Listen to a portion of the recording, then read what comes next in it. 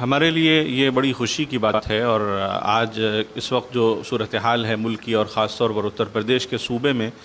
جب سے حکومت کی طرف سے ایک یہ اعلامیہ جاری کیا گیا کہ حکومت غیر منظور شدہ مدارس کا سروے کر رہی ہے، اور 12 نکاتی پوائنٹ پر جو ہے سروے ہو رہا ہے، اور اس موقع سے بڑی ہلچل ہے مدارس کے مابین، خاص طور پر وہ مدارس جن کا ایک پرانا نظام اور خاص طور پر جو درس نظامی سے منسلک ہیں۔ حضرت مولانا سید سلمان حسینی ندوی صاحب دامت برکاتہم نے تقریباً 30 سال سے یہ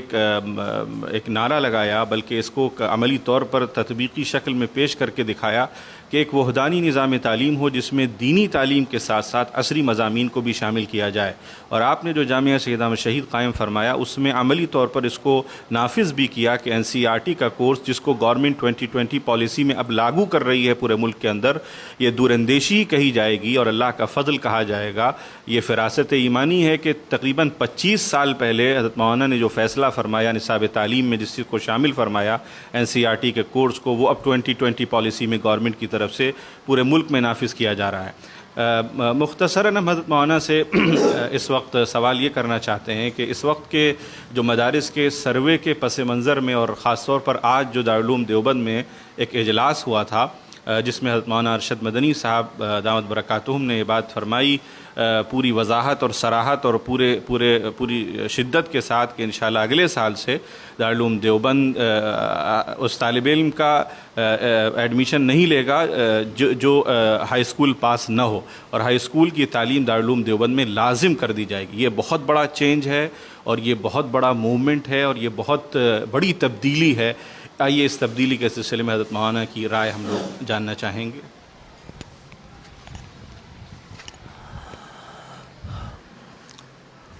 الحمدللہ والصلاة والسلام علی رسول اللہ۔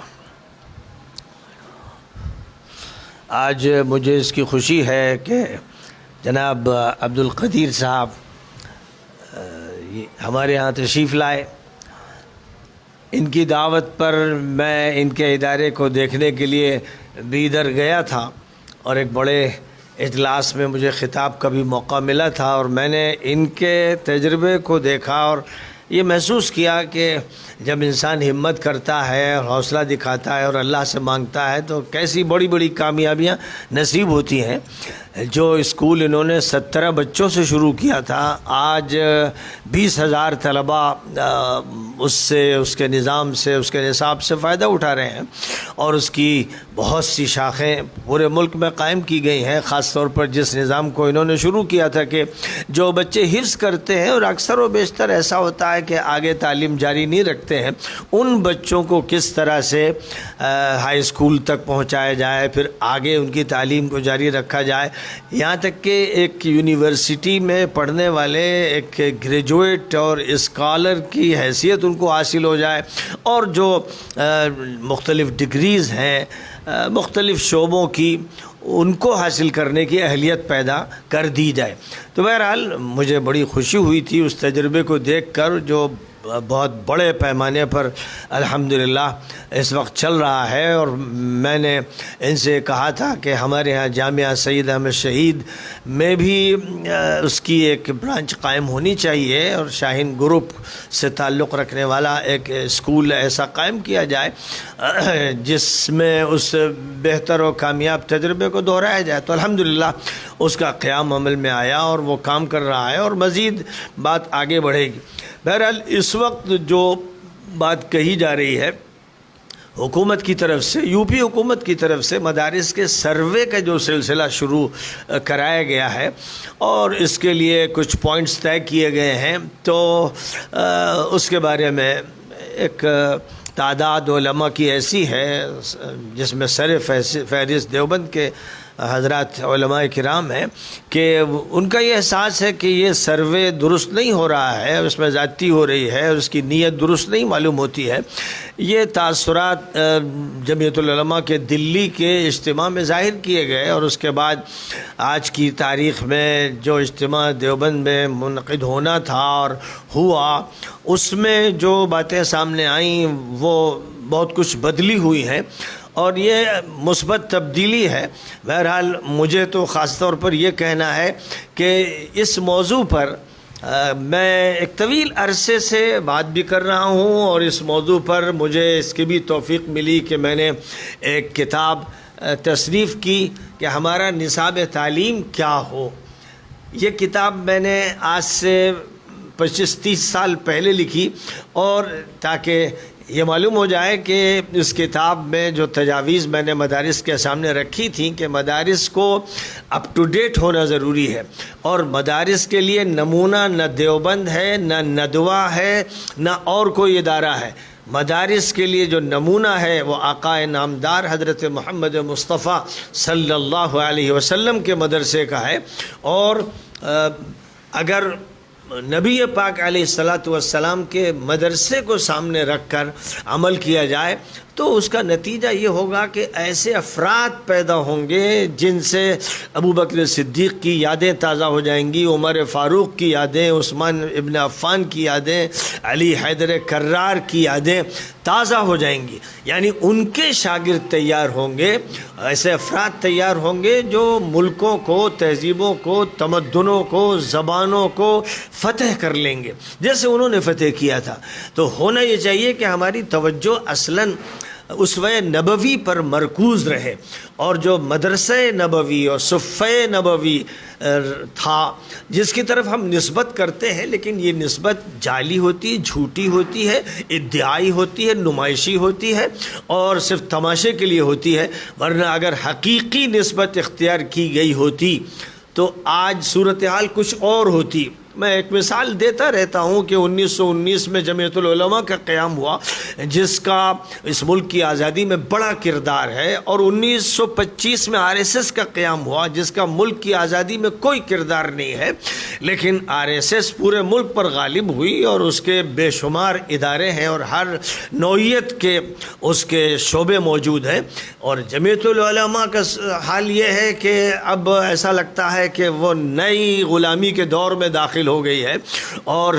چاروں طرف سے گھری ہوئی ہے. یہ کیوں ہوا؟ یہ صرف اس لیے ہوا کہ جو طریقہ کار اختیار کیا گیا تھا اسی کو آخری سمجھ لیا گیا، اور اسوہ نبوی کو ملحوظ نہیں رکھا گیا، اسوہ صدیقی کو، اسوہ فاروقی کو، اسوہ عثمانی کو، اسوہ علوی کو درکنار کر دیا گیا.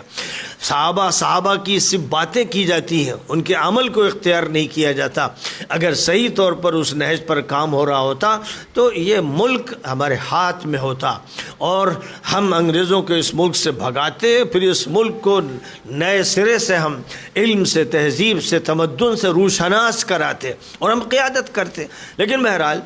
جو ہوا سو ہوا. اب میں 25 سال سے جو بات کہہ رہا ہوں کہ مدارس میں بہت بڑی تبدیلیوں کی ضرورت ہے، نصاب میں ضرورت ہے، نظام میں ضرورت ہے، اور نصاب اور نظام میں ہر 5 سال پر غور ہونا چاہیے،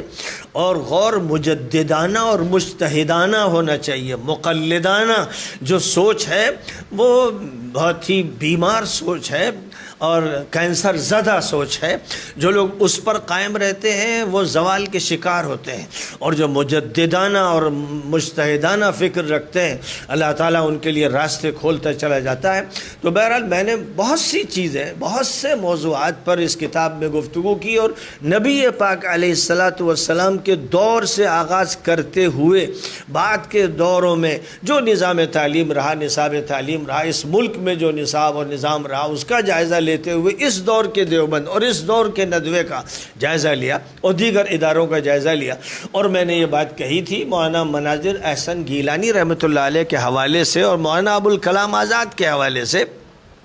کہ درس نظامی اپنے دور کا اپ ٹو ڈیٹ نظام تھا جب وہ قائم ہوا. تو مولانا گیلانی کا یہ کہنا ہے کہ ہمیں دینیات کے لیے چند کتابیں کافی ہیں. مثلا انہوں نے 3 کتابوں کا ذکر کیا تھا کہ ہمارے درس نظامی میں 3 کتابیں دینیات کی تھیں، باقی 30-35 کتابیں عصری علوم کی تھیں. لیکن اس کے بعد عصری علوم میں تبدیلیاں آتی گئیں اور ہم بچھڑے پن کے شکار رہے. تو مولانا نے یہ بات کہی تھی کہ ہائی اسکول لیول تک ہمارے ہاں تعلیم ایسی ہونی چاہیے جو عصری تعلیم ہو، جس میں دینیات پڑھائی جائے، دینیات کا ایسا کورس ہو کہ جس سے آدمی اپ ٹو ڈیسی حاصل نہ کر سکے، اپنے دور کو بھی نہ سمجھے اور اپنے دور کی اصطلاحات کو بھی نہ سمجھے، تو اس کا نتیجہ یہ ہوتا ہے کہ میوزیم میں رکھے جانے والے لوگ تو پیدا کیے جا سکتے ہیں اور مقلد جامد تو تیار ہو سکتے ہیں، لیکن جو کیڈر درکار ہے وہ تیار نہیں ہوتا ہے۔ تو یہ بات اتنی قدیم، یعنی یوں سمجھیے 1950 کے دور کی یہ باتیں تھیں، اور میں نے ان باتوں کو دہرایا 80 کی دہائی میں، 90 کی دہائی میں، اور میں یہ دکھا دوں کہ مولانا ابو الحسن علی ندوی رحمۃ اللہ علیہ نے اس پر مقدمہ لکھا، اور اس مقدمے میں مولانا ابو الحسن علی ندوی رحمۃ اللہ علیہ نے یہ لکھا، یہ 99 کا ان کا مقدمہ ہے، بالکل آخری دور کا، جس میں انہوں نے یہ تلقین کی مدارس کے محتمم صاحبان کو اور تعلیم کی ذمہ داری سنبھالنے والوں کو کہ جو تجویزیں اس کتاب میں دی گئی ہیں ان کو اختیار کیا جائے۔ مولانا کی یہ نصیحت تھی، لیکن یہ افسوس کی بات ہے کہ نہ ندوے نے مولانا کے بعد ادھر توجہ کی اور نہ دیوبند نے توجہ کی۔ میں نے 2002 میں جامعہ سید احمد شہید میں ایک عالمی تعلیمی کانفرنس کی تھی، اور اس موقع پر مولانا ارشد مدنی دامت برکاتہم بھی تشریف لائے تھے، لیکن ان کا یہ کہنا تھا کہ ہمارا جو قدیم نظام ہے وہ کافی ہے۔ آج جب مدارس کے سروے کی بات ہو رہی ہے اور دیوبند میں اجلاس ہوا، تو مولانا ارشد مدنی دامت برکاتہم نے جو اعلان کیا کہ اب ہم دیوبند میں یہ شرط رکھیں گے کہ طلباء ہائی اسکول کی تعلیم حاصل کر کے دیوبند آئیں۔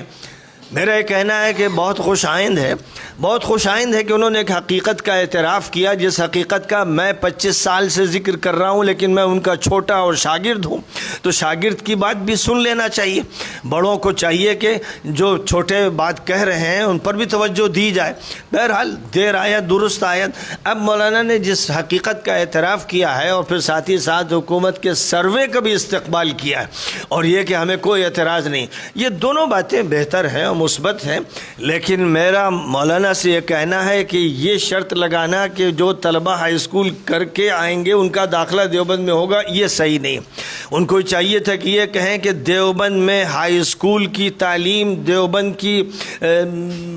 دیگر تعلیم کے ساتھ، یعنی جو نصاب چل رہا ہے اسی کے ساتھ چلتی رہے گی۔ دیوبند میں یہ نظام چلے گا، یعنی صرف کہیں سے وہ ہائی اسکول کر کے آئیں، کیونکہ میں یہ بتا دوں اپنا تجربہ کہ عام طور پر ہائی اسکول کرنے والے جو طلبہ ہیں بے انتہا بچھڑے ہوئے اور پسماندہ اور نہ سمجھنے والے اور صلاحیتوں سے بے بہرا ہیں، عام طور پر۔ صرف وہ نہیں جو ہائی اسکول کر رہے ہیں، جو انٹر کر رہے ہیں، جو بی اے کر رہے ہیں، جو ایم اے کر رہے ہیں۔ میں نے کالجز کے نوجوانوں کا جائزہ لیا ہے اور دیکھا ہے کہ 3rd کلاس تعلیم ہے، کچھ نہیں جانتے۔ تو جو تعلیم انہیں دی جا رہی ہے دیگر اسکولوں اور کالجوں میں، اس پر اعتماد مت کیجیے۔ چاہیے کہ دیوبند کے اندر، اس کی تمام شاخوں کے اندر عصری تعلیم بھی ویسے ہی ہو جیسے شرعی تعلیم ہوتی ہے۔ شرعی تعلیم کی حکمرانی ہونی چاہیے، اور اس کی ماتحتی میں تمام عصری علوم جو ہمارے بڑوں نے پڑھائے وہ پڑھانے چاہیے۔ مولانا تقی عثمانی صاحب نے اس سلسلے میں جو ایک بات کہی تھی کہ ہمیں نہ دیوبند کی ضرورت ہے، نہ ندوی کی ضرورت ہے، ہمیں ام القرویین کی ضرورت ہے، اور ہمیں ازہر کی ضرورت ہے، یعنی اپنی ابتدائی دور کے ازہر کی ضرورت ہے۔ یہ بات جو انہوں نے کہی تھی، اور میں نے اس کا حوالہ بھی دیا، اس پر بات بھی کی۔ تو ایک تو مجھے یہ بات کہنی ہے کہ بہت اچھی بات ہے، میں مبارکباد دیتا ہوں مولانا ارشد صاحب کو، اور دیوبند کو مبارکباد دیتا ہوں کہ دیر آیت درست آیت، اور ایک بندے ضعیف کی جو تجویز تھی 25 سال سے، آج اب وہ قابل غور ہوئی، اور اس کے بارے میں حکومت کے دباؤ میں ہی چاہے فیصلہ ہو، لیکن ہوا۔ لیکن دوسری بات جو مولانا ارشد صاحب نے فرمائی کہ جو ادارہ ایسا ہے کہ وہ مدرسے کی ذاتی زمین پر نہیں ہے، سرکاری زمین پر ہے، مثلا اگر اس کا ثبوت مل جائے اور عدالت کے ذریعے ثبوت مل جائے تو اس کو توڑا جا سکتا ہے، یہ بالکل غلط ہے، 100% غلط ہے۔ ہمارے ہاں یہ تعلیم ہے کہ صاحب پلیٹ میں ایک دانہ چاول کا نہ چھوڑو، اس کو صاف کر لو۔ ایک عمارت جو کروڑوں میں بنتی ہے، اس عمارت کو توڑنے کا کوئی جواز نہیں، عدالتی اعتبار سے جواز نہیں، انسانی اعتبار سے جواز نہیں، تعلیمی اعتبار سے جواز نہیں، اخلاقی اعتبار سے جواز نہیں۔ جو بلڈنگ بنی ہے وہ اگر کسی غلط ہاتھ میں ہے، اس سے لے لیجئے۔ सरकार अपना इदारा खोल दे या किसी और का इंतखाब करे जिस पर एतमाद हो, या मदरसा बोर्ड उसके मातहत उसको कर दे, लेकिन इमारत को तोड़ने का कोई जवाज़ नहीं। इसलिए ये बात जो मौलाना ने फरमा दी, किस सोच में ये कह दिया या बग़ैर सोचे कह दिया, ये 100% गलत है। मौलाना को इससे रुजू करना चाहिए। किसी इदारे का, यहाँ तक कि किसी मकान को तोड़ने का हक़ नहीं है जब तक अदालती कार्रवाई से ये फ़ैसला ना हो जाए कि ये जगह ऐसी है जो मफाद आम्मा से मुताल्लिक़ है, इसलिए रास्ते से इस मकान को हटा दिया जाए, इस दुकान को हटा दिया जाए, तो वो बात अलग होगी। लेकिन किसी स्कूल को तोड़ने का कोई जवाज़ नहीं। और आसाम में जो कुछ किया गया वो टोटल गुंडागर्दी है। इसलिए मेरा ये कहना है कि अगर किसी स्कूल के किसी मोहतमिम या किसी ज़िम्मेदार के ख़िलाफ़ कोई केस है तो उस पर कार्रवाई हो, लेकिन मदरसे के बच्चों को और दीगर असातिज़ा को मौका दिया जाए, उनमें से किसी का इंतखाब कर लिया जाए, उसको प्रिंसिपल बना दिया जाए, और जिसके खिलाफ केस हो उसके खिलाफ जो कार्रवाई हो वो भी जब अदालती कार्रवाई सामने आए, पुलिस के डंडे से कोई फैसला नहीं होगा। ये सारी बातें पूरी वजाहत के साथ आनी चाहिए थी। मेरी दरख्वास्त है मौलाना अरशद मदनी से कि वो अपने इस बयान से रुजू करके ये कहें कि किसी भी मदरसे को तोड़ने का हक़ नहीं है। सरकार की ज़मीन अवाम की ज़मीन होती है, सरकार किसी बाप की नहीं होती है, अवाम के लिए होती है। यहाँ डेमोक्रेसी है, यहाँ सोशलिज्म है, यहाँ सेकुलरिज्म है, यानी जो कुछ है वो आवाम का है, और सरकार आवाम के लिए खिदमत गुजार है और मुहाफ़िज़ है। इसलिए किसी भी जगह की मालिक सरकार नहीं होती है। और जो मफाद आम्मा की चीज़ें हैं उनकी हिफाजत का काम सरकार का है। इसलिए किसी मदरसे को तोड़ने का हक़ नहीं है। और ज़रूरत इस बात की है कि अगर वहाँ तब्दीली मतलूब है तो तब्दीली की जाए, फ़र्द की तब्दीली, कमेटी की तब्दीली मकसूद है तो वो की जाए। बच्चों को नुकसान न पहुँचाया जाए, बच्चियों को नुकसान न पहुँचाया जाए, और उस इलाके के जो भी स्टूडेंट्स हैं उनको कोई नुकसान न पहुंचना चाहिए। और इमारत जो लाखों करोड़ों में बनती है उसको हरगिज़ नहीं तोड़ना चाहिए, इल्ला ये कि वो इमारत रोड में आ रही है, मफाद आम्मा से उसका ताल्लुक़ है, तो वो कोई सी इमारत हो, मकान हो, दुकान हो, मंदिर हो, उसको तोड़ा जा सकता है। लेकिन किसी मदरसे को तोड़ना इसलिए कि उसमें एक आदमी पकड़ लिया गया, उसका अलकायदा से ताल्लुक़ था, उसका अलकायदा से ताल्लुक़ साबित हो जाए, उसको जो सज़ा मिलनी चाहिए, जो कानून कहता है, जो अदालत कहती है, वो दी जाए। लेकिन मदरसा तोड़ने का कोई जवाज़ नहीं है। ये चंद बातें थीं जो फैल गई, लेकिन बहुत ज़रूरी थी, इसलिए मैंने इन बातों को अर्ज़ किया। उम्मीद है कि